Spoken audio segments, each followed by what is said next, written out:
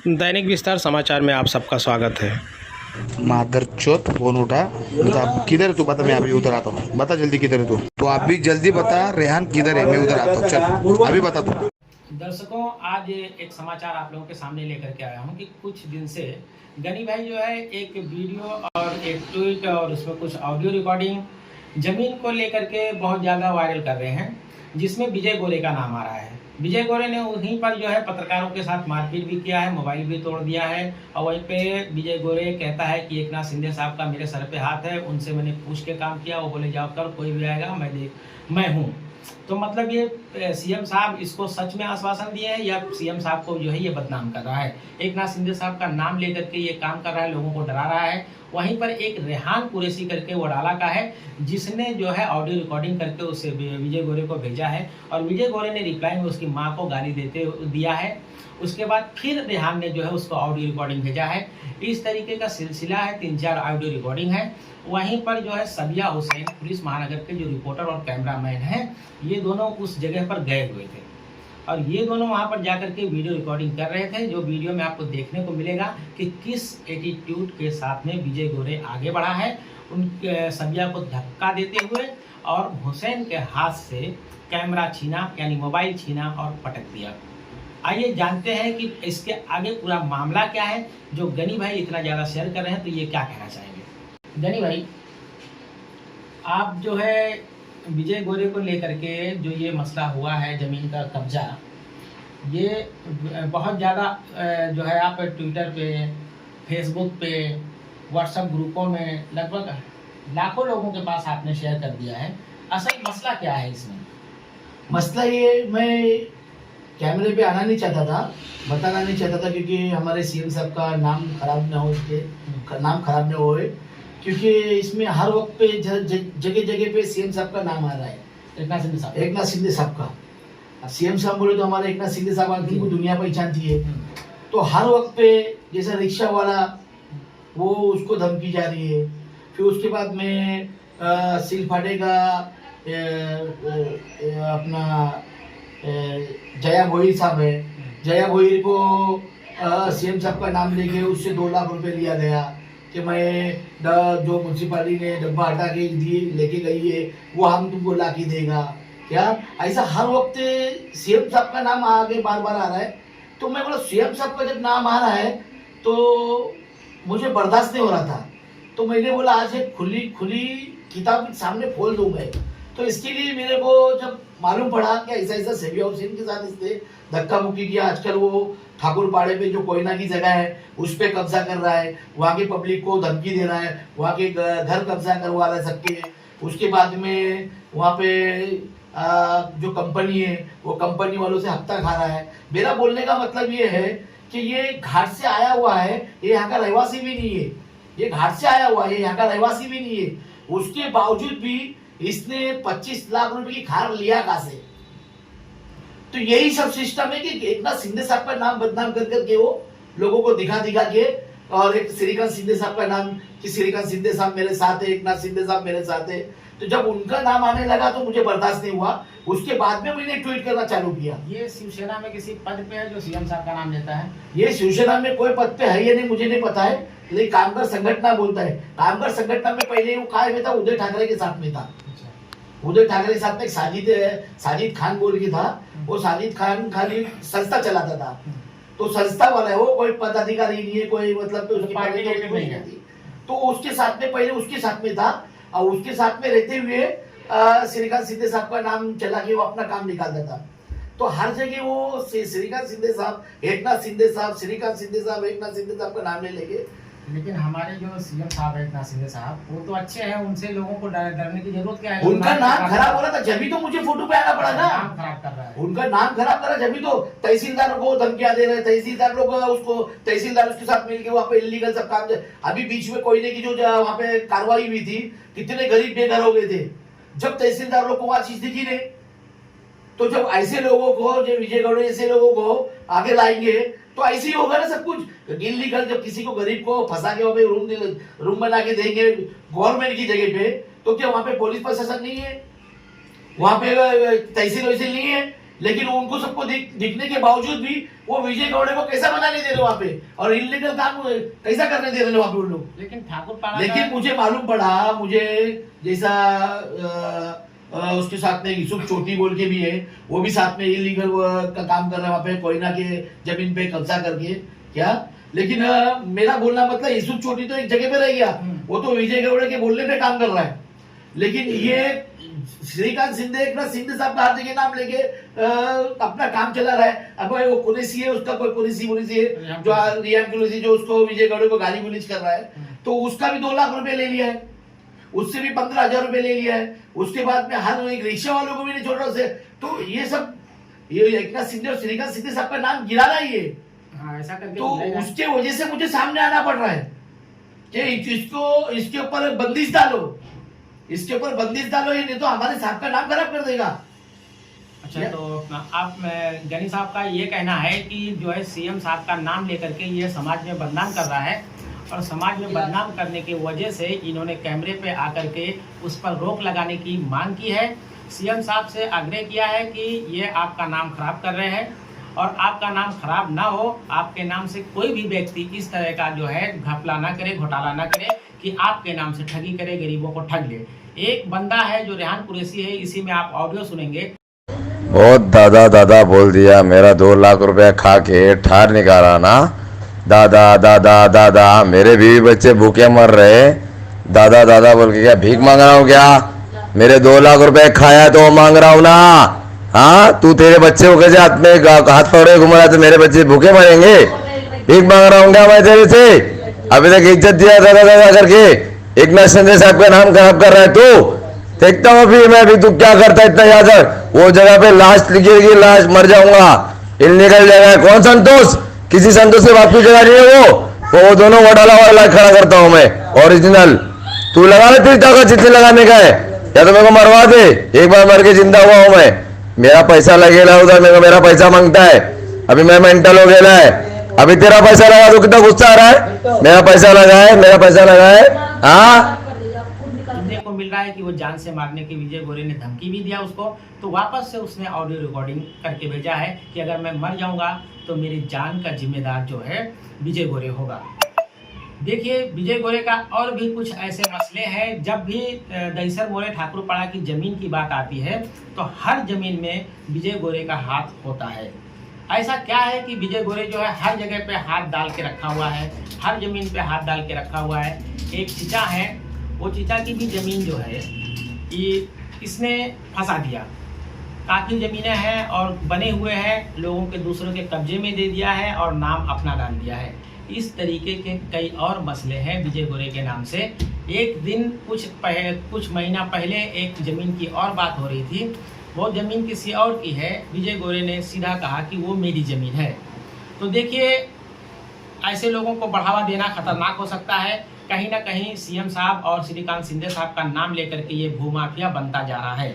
मैं भी श्रीकांत शिंदे साहब के साथ रह चुका हूँ, मैं भी एकनाथ शिंदे साहब के साथ रह चुका हूँ। उनका ऐसा किधर कुछ नहीं, मेरे पर भी कैसे हुए, लेकिन वो कैसे हुए तो मेरे उनको गलत चीज में उनका इन्वॉल्व होना रहता ही नहीं है।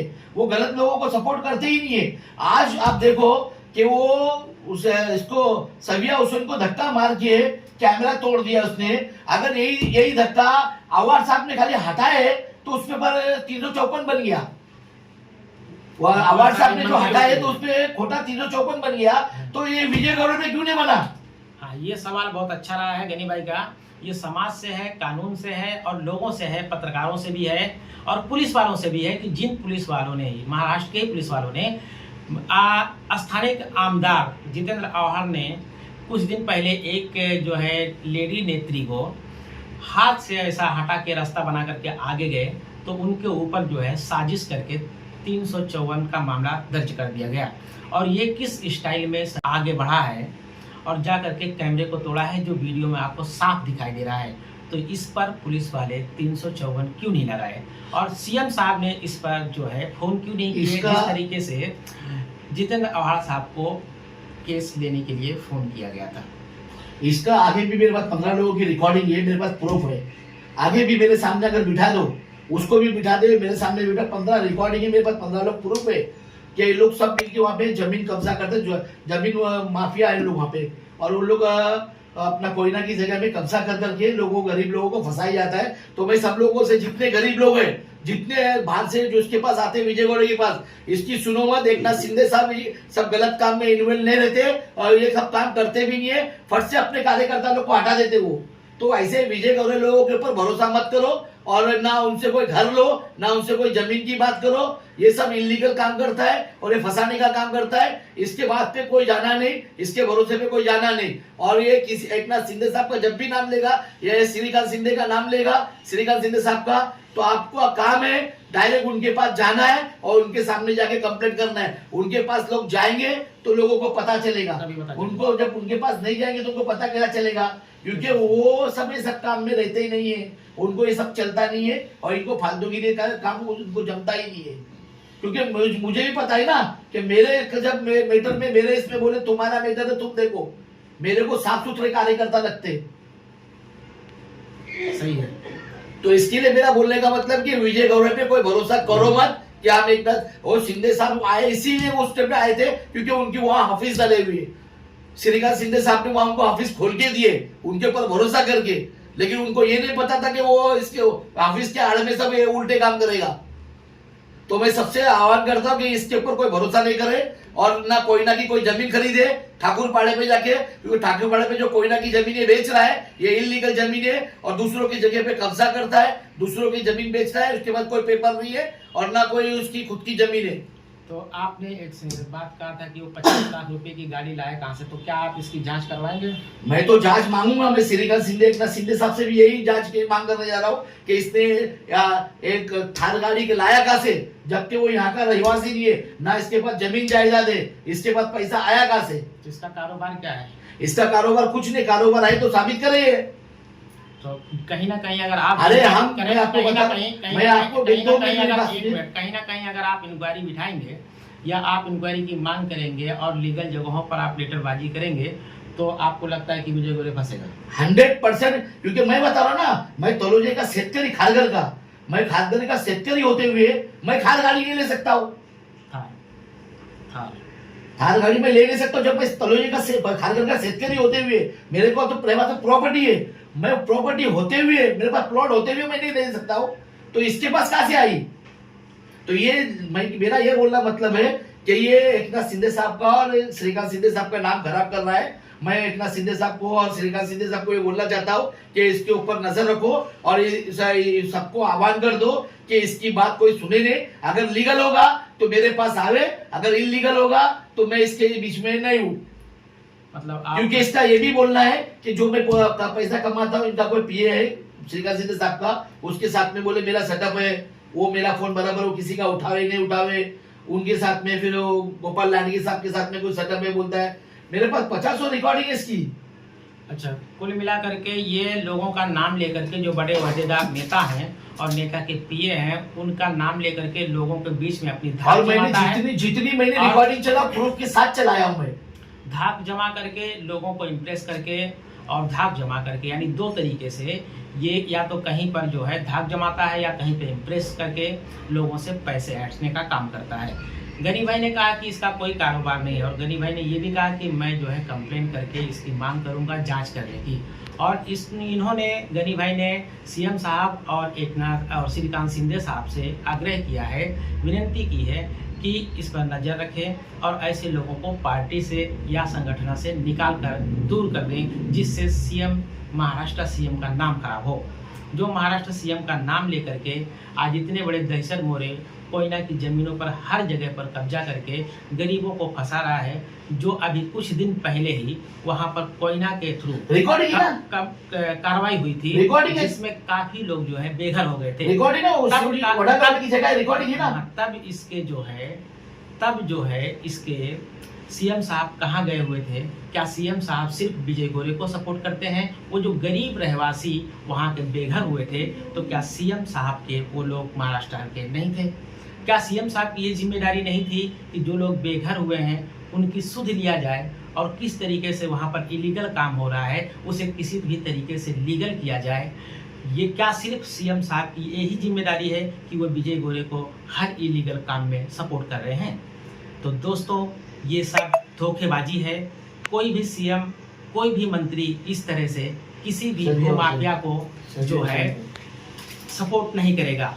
लेकिन धाक जमाने की वजह से और लोगों में इम्प्रेस जमाने की वजह से कुछ दिन पहले ऑफिस की ओपनिंग की धाक की वजह से जो हमारे पत्रकार बंधु सबिया हुसैन, कैमरामैन और पत्रकार उस जगह पर गए हुए थे जहां पर ये इलीगल ज़मीन को कब्जा करके जो है घर बना रहा है।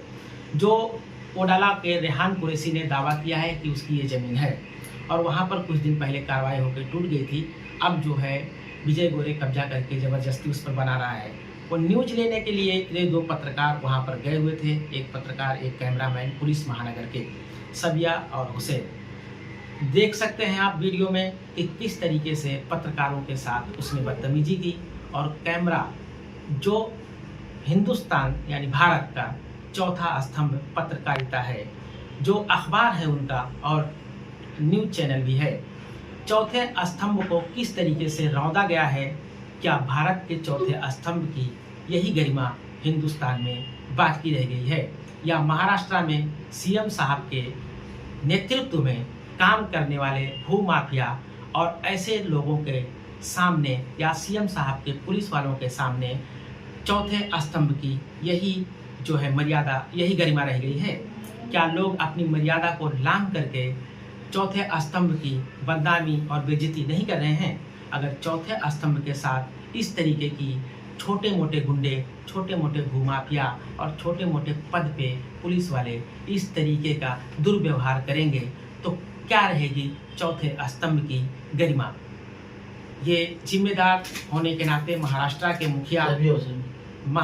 मुखिया सीएम साहब से मेरा आग्रह है, दैनिक विस्तार समाचार के संपादक होने के नाते मैं ये आग्रह करता हूँ महाराष्ट्र के सीएम साहब से कि चौथे स्तंभ की गरिमा को इस तरीके से अगर रौंदा जाए तो उन पर कड़ी से कड़ी कार्रवाई का जो है आदेश दें, जो स्थानीय पुलिस स्टेशन हो और उस पर गंभीर रूप से केस लगा करके कम से कम 2 से 3 साल की सजा दी जाए, क्योंकि हिंदुस्तान के चौथे स्तंभ को कुचलना या उसे गिराना या उसे बेइज्जत करना यानी हिंदुस्तान के एक पाए को गिराना है। तो 3 खंभे पर कोई भी घर खड़ा नहीं रह सकता है। अगर एक खंभा गिर जाता है तो घर गिर जाएगा। इसी तरीके से अपनी धाक जमा करके और उनको जान से मारने की धमकी दे करके पत्रकार बंधुओं को और उनको डरा करके और कुछ लोगों को मिला करके ज़बरदस्ती उनके साथ बदतमीजी किया और उसके बाद ज़बरदस्ती माफ़ी भी मंगवाया। तो क्या ये रह गई है अब पत्रकारों की इज्जत, अहमियत और पत्रकारिता की गरिमा? धन्यवाद।